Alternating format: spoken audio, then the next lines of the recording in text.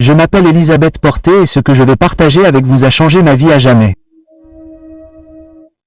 Le 3 décembre 2023, je n'ai pas seulement frôlé la mort. Je suis réellement morte pendant 15 minutes. Pendant ce temps, Jésus-Christ lui-même m'a révélé des vérités choquantes sur la marque de la bête que j'ai reçu l'ordre de partager avec le monde. Ce que j'ai appris vous ébranlera jusqu'au plus profond de vous-même. Mais avant de vous raconter les incroyables révélations que j'ai reçues, j'aimerais que vous compreniez comment j'en suis arrivé là. C'était un matin d'hiver frais et je conduisais pour aller au baptême de mon petit-fils. Les routes étaient glissantes à cause du gel matinal, mais je n'étais pas inquiète. J'avais déjà fait ce trajet d'innombrables fois auparavant. Je me souviens avoir prié en conduisant, remerciant Dieu pour la décision de mon petit-fils de suivre le Christ. J'étais loin de me douter qu'en quelques minutes, mon monde entier allait changer. La dernière chose dont je me souviens, c'est d'un camion qui a dévié sur ma voie. J'ai fait une embardée pour l'éviter, mais ma voiture a heurté une plaque de verglas. Tout ce qui a suivi n'est plus qu'un flou de crissements de pneus et de bris de verre. Puis, soudain, il n'y a plus eu qu'un silence paisible. Quand j'ai rouvert les yeux, je n'étais plus dans ma voiture. Je n'étais même plus dans mon corps. Je me suis retrouvé entouré de la lumière la plus extraordinaire que j'ai jamais vue. Elle n'était ni dure ni aveuglante. Elle était chaleureuse, accueillante et en quelque sorte vivante. La douleur et la peur de l'accident avaient disparu, remplacées par un profond sentiment de paix qui défie toute description. Vous vous êtes toujours demandé pourquoi cette application n'existait pas. Maintenant, vous pouvez la créer. Rencontrez l'agent Replay. Vous voulez un programme d'entraînement personnalisé? Créez une application pour cela. Vous avez une idée géniale à 2 heures du matin. Créez une application. C'est à ce moment-là que je l'ai vu. Jésus-Christ se tenait devant moi, sa présence plus réelle et plus puissante que tout ce que j'avais pu ressentir. Il ne ressemblait pas aux peintures ou aux statues que l'on voit dans les églises. Son apparence était à la fois humble et majestueuse, avec des yeux qui reflétaient un amour et une compréhension infinie. Quand il a prononcé mon nom, Elisabeth, cela a résonné dans tout mon être. Je me suis senti complètement connu, complètement aimé et complètement en sécurité. Mon enfant, a-t-il dit, sa voix emplie à la fois d'autorité et de tendresse. Vous avez été amené ici dans un but précis. Ce que vous verrez et apprendrez aujourd'hui doit être partagé avec ceux qui ont des oreilles pour entendre. Le temps presse et mon peuple doit être préparé. Tandis qu'il prononçait ces mots, l'espace rayonnant autour de nous commença à changer et à se transformer. Soudain, nous nous trouvions dans ce qui semblait être une vaste vue panoramique de la Terre. Mais d'une certaine manière, je pouvais voir les événements se dérouler simultanément à différents moments et en différents lieux. Jésus commença à me montrer des visions de ce qui allait arriver, et le poids de ce dont j'étais témoin me fait encore monter les larmes aux yeux. La première vision qu'il me montra était celle d'un monde qui semblait faussement paisible. Les gens célébraient ce qu'ils appelaient une nouvelle ère d'unité mondiale. Il y avait de grandes cérémonies et des déclarations de paix mondiale, de prospérité et de progrès technologique. Les dirigeants de chaque nation signaient des accords promettant la fin de la pauvreté, de la guerre et de la souffrance. Le monde entier semblait captivé par cet âge d'or apparent. Observez attentivement, dit Jésus d'une voix sombre. C'est ainsi que commence la grande tromperie. Non pas avec des ténèbres évidentes, mais avec une fausse lumière. En observant, j'ai vu comment ce nouveau système a progressivement commencé à transformer la société. Il a commencé par de petits changements qui semblent bénéfiques, de nouvelles technologies qui rendaient la vie plus facile, des solutions à des problèmes mondiaux de longue date et des innovations qui promettaient d'unir l'humanité comme jamais auparavant. Mais sous ce vernis de progrès se cachait quelque chose de sinistre. Jésus m'a ensuite montré comment ce système finirait par exiger que chacun reçoive une marque. Cela, a-t-il dit, sera présenté comme une solution simple, un moyen de participer à la nouvelle économie mondiale. Beaucoup n'y verront rien de plus qu'une avancée technologique, mais c'est bien plus que cela. J'ai regardé les gens faire la queue de bon gré pour recevoir cette marque, croyant qu'il ne s'agissait que d'un nouveau pas en avant dans le progrès humain. On leur a dit qu'elle leur donnerait accès à tout ce dont ils avaient besoin. Nourriture, santé, emploi, voyage. Cela semblait si pratique, si nécessaire. Mais Jésus m'a montré la réalité spirituelle derrière cette marque physique. La marque n'est pas simplement un outil technologique, a-t-il expliqué. C'est une déclaration spirituelle, un choix final entre deux choses. Allégeance au système mondial et allégeance à moi. Ceux qui l'acceptent perdront leur âme. Ce que j'ai vu ensuite m'a fait pleurer. J'ai vu des familles déchirées par cette décision. Des parents séparés de leurs enfants, des conjoints séparés. Tout cela parce que certains ont choisi d'accepter la marque tandis que d'autres ont refusé. Ceux qui l'ont refusé ont subi des conséquences immédiates. Ils ne pouvaient pas acheter de nourriture, ne pouvaient pas travailler, ne pouvaient pas accéder à leur argent ou à leur maison. Ils sont devenus des parias dans leur propre communauté. Mais Jésus m'a ensuite montré quelque chose de remarquable. Comment il pourvoirait aux besoins de ceux qui restaient fidèles. J'ai vu de petites communautés de croyants se soutenir mutuellement, partageant le peu qu'ils avaient. Là où il aurait dû y avoir pénurie, j'ai été témoin de la provision surnaturelle de Dieu. La nourriture s'est multipliée, l'eau est apparue dans les endroits arides et la guérison est venue par la prière. Ces miracles n'étaient ni ostentatoires ni spectaculaires. C'étaient des provisions quotidiennes discrètes qui soutenaient les fidèles. Mon peuple ne sera pas abandonné, m'a assuré Jésus. Tout comme j'ai nourri les Israélites dans le désert, je pourvoirai aux besoins de ceux qui ont confiance en moi en ces temps. Leur foi sera forte, leur véritable monnaie d'échange. Il m'a montré comment ces communautés fonctionnaient, cachées du système du monde, mais pas de sa protection. Elles se réunissaient dans des maisons, des forêts et des lieux secrets, adorant ensemble et s'encourageant mutuellement. Leur foi s'est renforcée à travers la persécution, et leur amour les uns pour les autres est devenu un puissant témoignage de la fidélité de Dieu. Mais rappelez-vous, Jésus a averti, la plus grande arme de l'ennemi sera la peur. Beaucoup accepteront la marque non pas parce qu'ils le veulent, mais parce qu'ils ont peur de souffrir ou de voir leurs proches souffrir. Dites à mon peuple qu'il ne doit pas céder à la peur.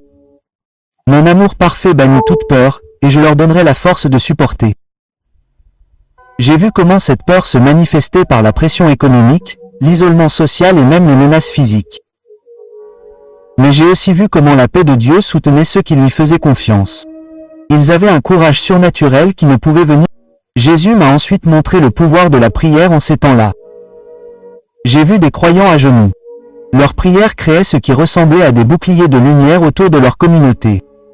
Ces prières avaient un pouvoir tangible, repoussant les ténèbres, protégeant les fidèles et semant même la confusion parmi ceux qui cherchaient à leur faire du mal.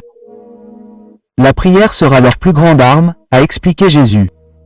Par la prière, ils trouveront force, conseil et protection. L'ennemi ne peut pas pénétrer le bouclier de la prière fidèle. Il m'a montré comment de simples actes de foi deviendraient de puissants témoignages. Un croyant partageant son dernier morceau de nourriture avec un voisin affamé déclencherait une réaction en chaîne de la providence de Dieu. Une parole d'encouragement prononcée avec foi donnerait à quelqu'un la force de rester ferme dans ses convictions. De petits actes d'obéissance mèneraient à des victoires spirituelles importantes. La vision a ensuite changé pour me montrer comment la tromperie augmenterait. J'ai vu des chefs religieux compromettre la vérité, mêlant les enseignements bibliques à la philosophie du monde. Ils justifièrent l'acceptation de la marque en affirmant qu'il ne s'agissait que d'un symbole extérieur qui ne pouvait pas affecter l'âme. Leur parole était douce et convaincante, ce qui fit trébucher beaucoup de gens.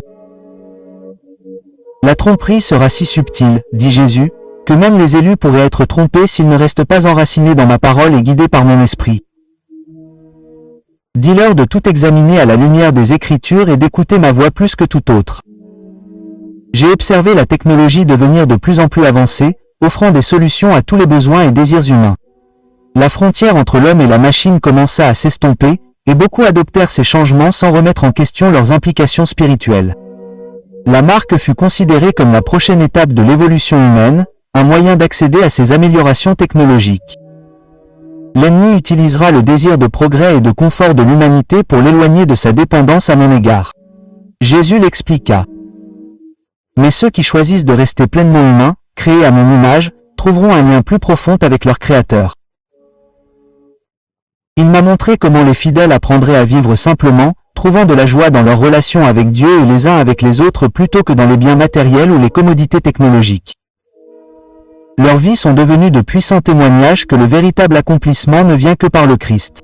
J'ai vu des jeunes choisir de renoncer à des carrières prometteuses plutôt que de compromettre leur foi. Des croyants âgés partageant des vérités anciennes avec une nouvelle génération, transmettant non seulement des informations, mais une foi vivante capable de résister à toutes les épreuves.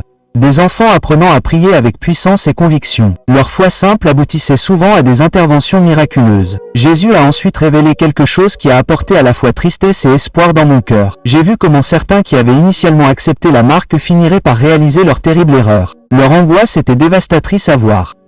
C'est pourquoi vous devez les avertir maintenant. Jésus a dit, une fois que la marque est prise, cette décision ne peut être annulée. Le moment de choisir est avant que le système ne soit pleinement mis en œuvre. Il m'a montré comment la marque affecterait la capacité des gens à percevoir la vérité spirituelle. Ceux qui l'acceptaient ont progressivement endurci leur cœur, devenant de plus en plus hostile à tout ce qui avait trait à la foi authentique en Christ. Pourtant, ceux qui la refusaient malgré leurs difficultés physiques ont connu une plus grande clarté spirituelle et une intimité plus profonde avec Dieu que jamais auparavant. La marque ne concerne pas seulement l'achat et la vente, a expliqué Jésus. Il s'agit d'adoration. Chaque personne doit décider qui elle adorera en fin de compte, le système de ce monde ou son créateur. Il n'y aura pas de terrain neutre. J'ai été témoin de la manière dont ce choix affecterait même les plus petits détails de la vie quotidienne. Ceux qui n'avaient pas la marque devaient apprendre à vivre différemment, à trouver d'autres moyens de se procurer les produits de première nécessité, à faire confiance à Dieu d'une manière entièrement nouvelle. Mais ces défis s'accompagnaient d'une belle simplicité, d'un retour à la communauté, à l'entraide, à la recherche de la joie dans les relations plutôt que dans les biens matériels. Jésus m'a montré comment différentes régions du monde seraient confrontées à des défis uniques. Certains croyants seraient confrontés à une persécution immédiate et sévère, tandis que d'autres connaîtraient un resserrement plus progressif des restrictions, mais quelles que soient leurs circonstances, il m'a montré comment son esprit leur donnerait sagesse et conseils pour s'en sortir. Chaque situation. Mon peuple aura besoin de discernement comme jamais auparavant. Il a dit, ils doivent apprendre à entendre clairement ma voix et à obéir rapidement. Parfois, je les conduirai à rester et à endurer. D'autres fois, je les conduirai à fuir. Leur sécurité résidera dans leur obéissance. J'ai vu comment certains croyants seraient surnaturellement cachés de leurs persécuteurs, tandis que d'autres seraient appelés à défendre publiquement leur foi. Certains ont trouvé des provisions dans le désert, tandis que d'autres ont reçu de l'aide de sources inattendues, même de ceux qui, au sein du système, remettaient secrètement en question son autorité. Chacun de mes enfants a un rôle unique à jouer, a expliqué Jésus. Tous ne sont pas appelés à suivre le même chemin de résistance, mais tous sont appelés à une fidélité totale envers moi. Il m'a montré comment les fidèles apprendraient à se reconnaître les uns les autres à travers des signes et des symboles subtils. Tout comme l'Église primitive, ils ont développé des réseaux de soutien et de communication que le système mondial ne pouvait ni détecter ni contrôler. Leur unité transcendait les frontières confessionnelles traditionnelles. Tout ce qui importait était leur foi authentique en Christ et leur refus de faire des compromis. L'une des scènes les plus puissantes que Jésus m'a montrées était celle de croyants se rassemblant en secret pour adorer Dieu. Leur chant était calme mais empreint d'une profonde conviction. Leur prière était passionnée et efficace. Malgré leurs circonstances, leur visage rayonnait d'une joie qui témoignait de la fidélité de Dieu. C'est cela la véritable adoration. Jésus a dit, « Quand mon peuple me loue, non pas à cause de ses circonstances, mais malgré elles, son adoration devient une arme puissante contre les ténèbres. » Il m'a montré comment ces rassemblements deviendraient des centres de guérison et d'espoir. Les personnes qui avaient tout perdu trouveraient une nouvelle famille parmi les croyants. Ceux qui étaient blessés dans leur corps et dans leur esprit trouveraient la restauration grâce aux soins affectueux du peuple de Dieu. Chaque rassemblement, bien que simple, était porteur d'un pouvoir surnaturel. Jésus a ensuite révélé comment l'ennemi tenterait d'infiltrer ces communautés par le biais de faux frères et sœurs qui tenteraient de rendre compte de leurs activités.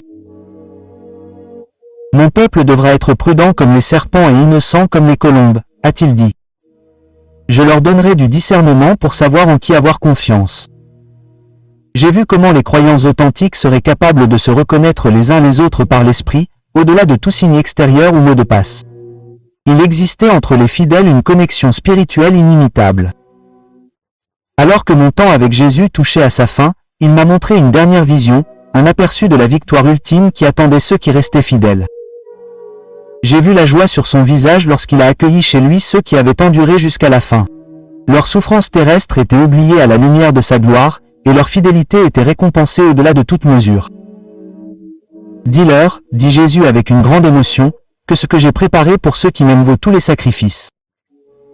Le temps de l'épreuve sera difficile mais court comparé à la gloire éternelle qui les attend. Je me suis senti ramené dans mon corps. Mais Jésus avait un dernier message. Élisabeth, dis à mon peuple que je reviens bientôt. Dis-leur de ne pas craindre les temps à venir, mais de préparer leur cœur dès maintenant. Dis-leur que ma grâce sera suffisante pour chaque épreuve qu'ils rencontreront. Ceux qui s'accrochent à moi ne seront pas vaincus. Lorsque j'ai repris connaissance à l'hôpital, 15 minutes s'étaient écoulées depuis que mon cœur s'était arrêté. Les médecins ont qualifié cela de miracle, mais ils n'en connaissaient pas la moitié. Chaque détail de ce que Jésus m'a montré est resté parfaitement clair dans mon esprit, ainsi que le besoin urgent de partager ces vérités avec les autres. Je comprends maintenant pourquoi ces choses m'ont été montrées. Non pas pour susciter la peur, mais pour préparer le peuple de Dieu avec espoir et sagesse à ce qu'il attend. Le moment de renforcer notre foi est maintenant, avant que l'épreuve n'arrive. Le moment d'apprendre à entendre la voix de Dieu est aujourd'hui, avant que la clameur de la tromperie ne s'amplifie. Rappelez-vous ceci. Jésus ne m'a pas montré ces choses pour nous effrayer, mais pour nous préparer. Il a toujours le contrôle, et ses plans pour son peuple sont bons. Ceux qui choisissent de lui rester fidèles expérimenteront sa provision, sa protection et sa paix d'une manière qu'ils n'auraient jamais imaginé possible. Le choix que chaque personne doit faire concernant la marque sera la décision la plus importante de sa vie. Mais si nous préparons nos cœurs maintenant, en construisant notre foi par la prière et en nous immergeant dans la parole de Dieu, nous aurons la force de tenir bon lorsque ce jour viendra. Je partage ce témoignage avec vous parce que Jésus m'a ordonné d'avertir son peuple. Mais plus qu'un avertissement, c'est un message d'espoir. Dieu n'a pas abandonné ses enfants. Il nous prépare à la victoire, pas à la défaite. Ceux qui lui restent fidèles expérimenteront sa puissance et sa providence de manière extraordinaire. Préparons nos cœurs maintenant, renforçons notre foi et rapprochons-nous de Dieu pendant que nous en avons encore la liberté. Le temps est court, mais la grâce de Dieu est suffisante. Il nous donnera tout ce dont nous avons besoin pour tenir bon dans les jours à venir.